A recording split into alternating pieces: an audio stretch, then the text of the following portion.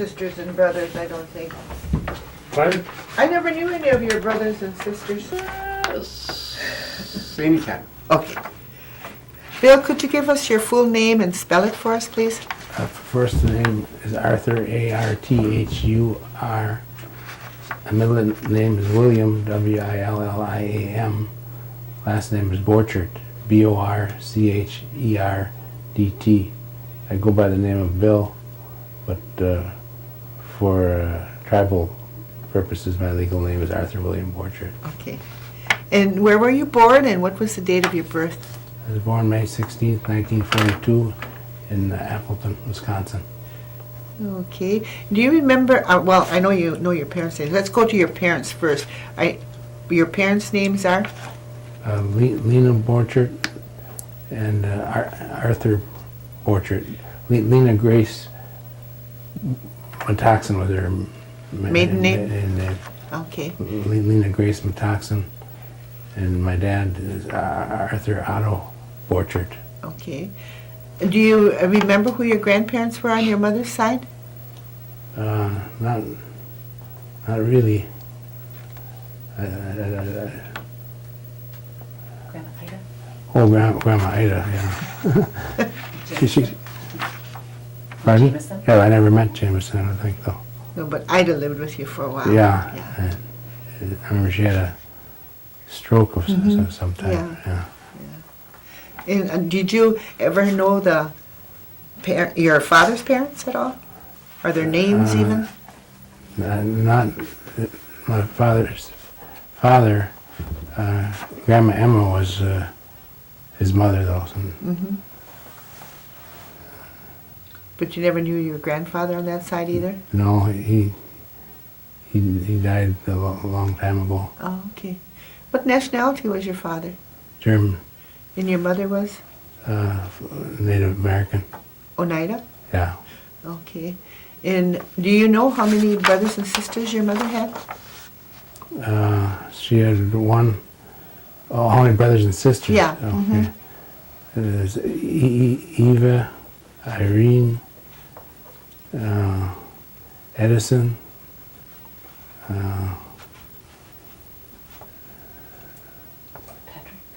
Patrick, and what's the other? Frederick, yeah. Okay. Did your father have any brothers and sisters? He had a sister, and Ella, and that was it. Brother. A brother. Fred? Fred was mentioned. He has a sister and a brother. Your father's brother. Is that your father's brother, Fred? No, he was tied in with my mother there. Fred was your mother's brother, yeah. And I had a cousin for Fred too. Okay, Cousin Jean, okay. Eva, Aunt Eva, Carl, Nikki, my cousins.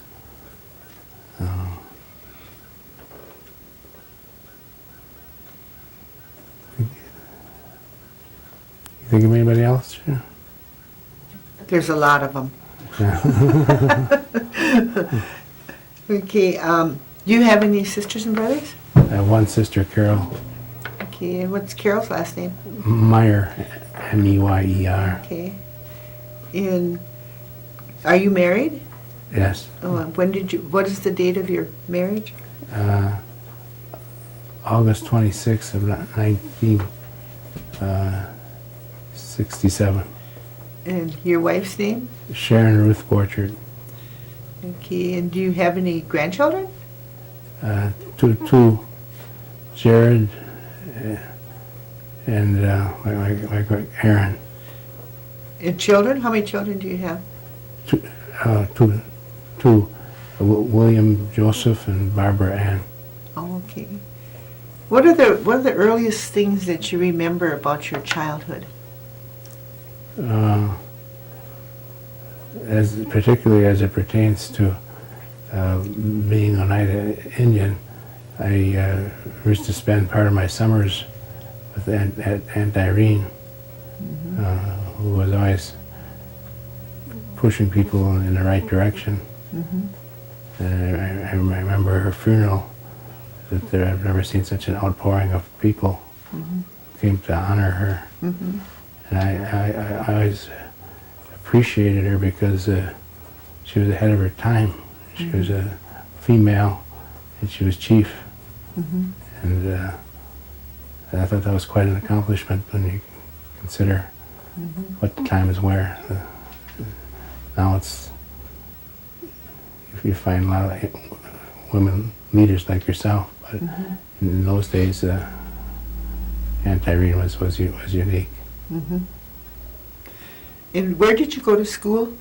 Well, I went to Kaukauna High School, and I went to Stevens Point, and then I went to UW Milwaukee. I got my bachelor's at Point and my master's degree from UW Milwaukee. Okay.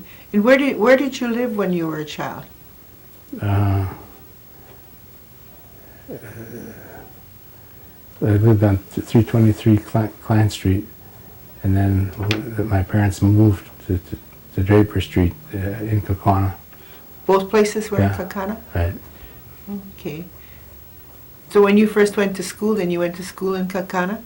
The grade school? Yeah, kindergarten through 12. Do you remember your mother speaking Oneida at all? Yes, The Oneida language? I remember when Edison, her brother, and Irene, I remember them speaking on Oneida language quite fluently.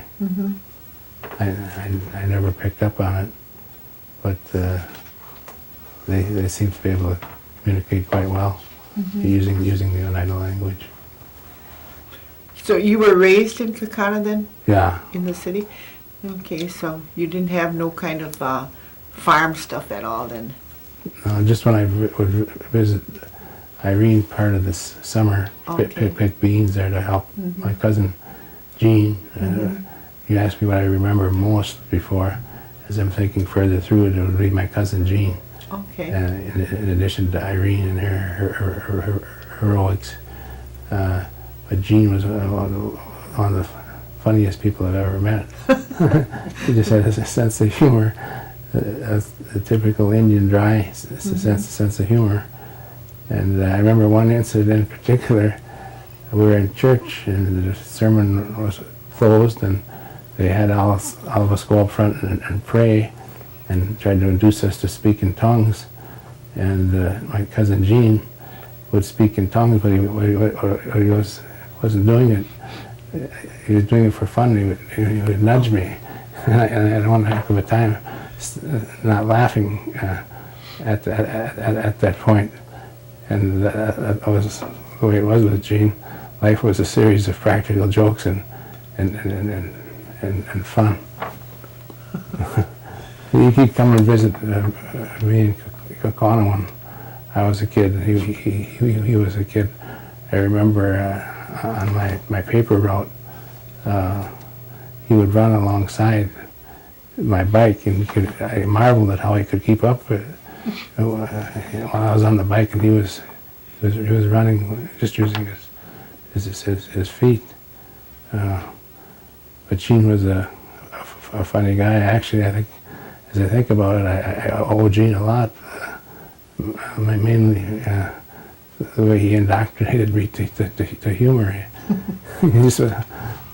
Another thing about Gene, he was one of the most handsomest men I've ever seen. He reminded me of Johnny Mathis. Oh. And he was very, very, very, very good looking. And I remember visiting him one time when he got a letter from a female. He put it on the table, and I said, "Aren't you going to open it?" He said, "No, not now," he said. Well, and I kept on him, and he saw it was more important for me to open the letter than it was for him. So the letter's probably still sitting there. But Gene was quite a character. What is your church affiliation, Bill? I don't have one. You don't have one, okay. What did you grow up in any kind of a church affiliation? Yeah, it was Pentecostal. Oh, I was glad to be brought up Pentecostal because it gave me something to work on for the rest of my life. What about holidays? What kind of holidays did you celebrate that you can remember? Well, Christmas, Thanksgiving, well, the two main ones. I can't think of any. What did you do at Christmas time? They would bring Carol and I, my sister, over to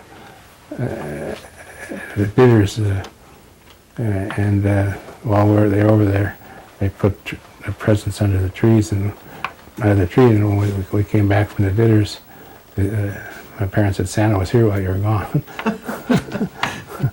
So I naturally believed them. But so Christmas was the main main event there. Mm-hmm. Did you ever know anything about Hoyan? Hoyan? Uh-huh. No. On New Year's, you didn't know about that tradition, huh? No. Okay. That's when the kids used to go door to door and they'd say Hoyan and the people would give them donuts, something like Halloween. Trick or treat time? Yeah, it's on that order. Yeah. Yeah, But it was Hoyan. Oh, yeah. And Hoyan meant Happy New Year. Oh, yeah. That's what that meant, yeah. Now that you mentioned Hoyan and Halloween, Janet, my cousin Janet and my cousin Annette used to come down on Halloween, and they'd all go trick or treating through the streets of Kaukauna. Oh. Where did your father work? He worked for the railroad at first, and he was a machinist, and so he worked at Tilmany Paper Mill. He worked at both those places, and he got a small pension from each one because he had worked long enough in each one. Did your mother work outside the home? She did housework for rich people, and but that was it as far as working out of the home. She struck up some good friendships with the few people she did work for. Mrs. Black was one of them, and the thing about Mrs. Black was that she willed a gravestone and a grave to my mother and my father. That was kind of a unique way to say thank you. Yeah. Mm-hmm.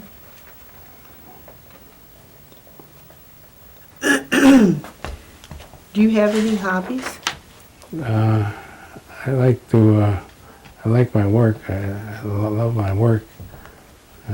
Worked in mental health all my life, and at least the last 35 years or so, and there's nothing more interesting than people. And so work is one of my hobbies. I remember you have to fill out these medical questionnaires, and my family doctor looked it over, and you're supposed to list your hobbies, and I put down work. You know, you couldn't figure that out. But that was my main source of hobbies is work, and I like exercise. I like to walk. I like the bike. Bike maybe more than any of the exercises. But I don't have a real lot of hobbies beyond my work and my relationship with my family and the things that we do together. Mm-hmm. Where do you work? I retired a little less than 2 years ago at the Clinical Services of Winnebago County. Mm-hmm. But I have a private practice of counseling in my home in Menasha, and I've written 7 books, and 5 of them have been behavioral science book club featured selections. The thing I'm most proud of there is that each of the 7 books was endorsed by Albert Ellis, who was one of the most profound thinkers of our time, and he endorsed all 7 without any problem. I also like to teach. I've taught over 20 years part-time at various universities. I give workshops throughout the state and some nationally, all related to mental health and helping people to learn how to overreact less and accept themselves more. But there's nothing more interesting than people, and I thoroughly enjoy it. I knew when I worked at the county there, clinical services of Winnebago County, this would be the best job I'd ever have, and it was. I enjoyed working there, and it wasn't a chore to go to work. But then I got Parkinson's disease, and so that slowed me down. It didn't knock me out of the batter's box, but it slowed me down. So I still do the things that I always did. I just don't do as much or do them as quickly. But The books that you wrote, are they all published then? yeah, they're all published. One publisher's in New York and one's in Florida. And the books on anger and love and cognitive behavior therapy, families, making families work, and what to do when they don't. The books on anger, are they like anger management? For Right. anger management? Right, where people learn that they've met the enemy, and the enemy isn't a gentle weatherman, the enemy is themselves, that people are responsible for their own emotions, and nobody in the history of the human race has ever pissed anybody off. It's never happened, because that's magical thinking, to think that somebody can wiggle inside your gut, squirm inside your gut, and give you a feeling, or squirm inside of your head and give you a different attitude. That people upset themselves, but they're very quick to blame the next guy rather than take more responsibility for themselves. So I teach them to be more responsible for themselves, and I teach them how to do it, because I think good counseling or therapy is teaching, where you teach people something that they can take with them that will help them to, like I said before, overreact less and accept themselves more. Because I had a hard time figuring out, after many years of doing therapy, what exactly it was that I did. And finally I condensed it into, I teach people to overreact less and to accept themselves more, and life can be a lot better if you learn how to do that. But most people aren't up for doing that, but if you take the time to do it, you can make what's okay better, or you can make what's bad okay. The sky has limitations, but you can work above your limitations, go beyond your limitations too. Do you have any knowledge of our opinions regarding the Oneida land claim in New York?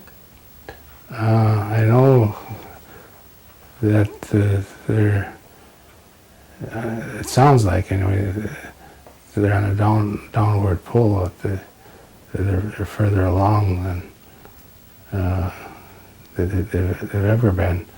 Maybe that's not saying much, though. But I follow it roughly through the newsletter. I get the newsletter weekly and go through it. What do you think about the per capita payment that we received? I think it was good. It's a drop in the bucket as far as the indebtedness that people have to the American Indian. But it's better than nothing. But it's peanuts. I think they'd be better off pooling the money and putting it toward educational programs or something, for the next generation. I think it's kind of a token amount. I think that was fine. At least demonstrated to the tribe an interest in their welfare and their financial welfare. Did your children get an opportunity to use the education monies from the tribe at all? I know I used it. Did Barb? No. Neither of them apparently did. Oh, because they do have a real good education program going now with the tribe, where they fund the students to go to college now. Oh, yeah. Yeah, and it's been going for a number of years. I don't remember the exact year. It was I was passed. funded. I got, I think it was $300 a semester at that time, back in the early 60s. Oh, yeah, that was before they got this other one going. I see. Yeah. Yeah. Yeah, and I know there's a lot of emphasis on education. And What do you think about the casinos? I think it's a good way to survive. I'm all for it. I wouldn't look down on it in any way. A lot of white people don't like the casino because whether you're right or wrong sometimes depends on what side of the desk you're on.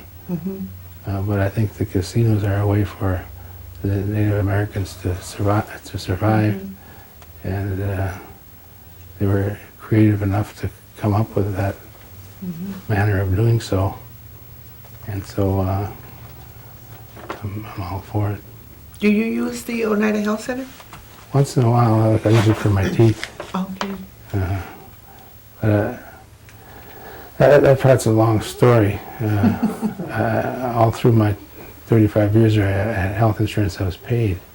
And now it's not being paid by me. I pay about $1,000 a year, a month, for health insurance. One of the reasons being that I live in Winnebago County, and you're only eligible if you live in Outagamie County or Brown County, and so that they would give me my medication, but they wouldn't. I don't know, the Parkinson's disease. I'm attending to that, and I've got connections at UW-Madison, the head of the neurology department. I see him about once every 3 or 4 months. So I'm managing it. But there's limitations to how much I can use the health center because of the county I live in. Because of where you live? Yeah. Oh, okay. Well, we live in Winnebago County, and Outagamie County just a block or two away. So you need to move, huh? Yeah. I didn't realize that until I retired. I didn't either. I didn't know that. Yeah. So then when you retired, then your insurance stopped? Right. Oh. So and I had to pay it. Then you have to pick it up yourself. Yeah. It's too bad because mine did the same thing, but then I was able to use the health center because I live in Outagamie County. Yeah. Oh, that's terrible. I didn't know that. Do you think that the tribe does enough for its elderly? When I read and just have a little smell for, I think they do a lot for the elderly. They put a premium on the elderly and making life as comfortable as can be for them. So I think they do good work for and with the elderly. When you were growing up, do you remember anybody sharing any stories or legends with you? A legend in my own mind. Legends. My uncle Nick, my cousin Nicky Metoxen, he tells me jokes that relate to the Oneida Vice. But no childhood stories, huh? Not that I can think of. Do you My parents remember- didn't talk a lot. They cared about each other, but they didn't express it that much. So I had to kind of read between the lines. Yeah. No hubcaps. Oh yeah, well, one story. Uncle Lloyd Skenador and I were sitting on a chair in in Wapaka, and this car came by, and it was a wreck. The windows were out, the tires were half flat, there's a beer can on the aerial, and my uncle Lloyd turned to me and he said, "Look at that car." He said, "It must be an Indian car." Good way to tell him, huh? Did you remember if your mother ever used any kind of herbs for medicines? No. No? She was well read on, especially after she got cancer, but she never used any natural methods of fighting the cancer. If you were going to tell the youth of today anything, what would you tell them? Persistence against odds oftentimes pays off. And I'd tell them, I would tell them that persistence against odds oftentimes pays off. It's like pushing a car. The first push is the hardest, but if you stick with it, you'll start to gain momentum and take care of itself. But nobody's going to give you anything. If they do, it's probably not good for you anyway, because it's better to earn things. But I don't know, happiness is a direct ratio between what you expect and what you get. I would try to tell the people, young people or whoever they were, to watch your expectations, because you might make sure that you don't overshoot your mark, and have realistic expectations of yourself as a fallible, flawed human being. Have reasonable expectations of others who are also limited, and have more reasonable expectations of life, who apparently has nothing better to do than to devote itself to making me happy. I mean.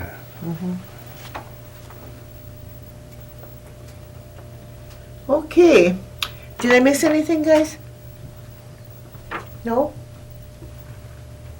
Okay. Well, that'll end our interview, and I thank you very much for coming and participating in this. I'm glad And then we'll get you a copy of the video, Oh, good. and then the tribe will keep one copy, because eventually they want to put this into a computer Oh, so that people can punch your name in, and then they can pull you up and watch you yeah. and listen to what you have to say. Yeah.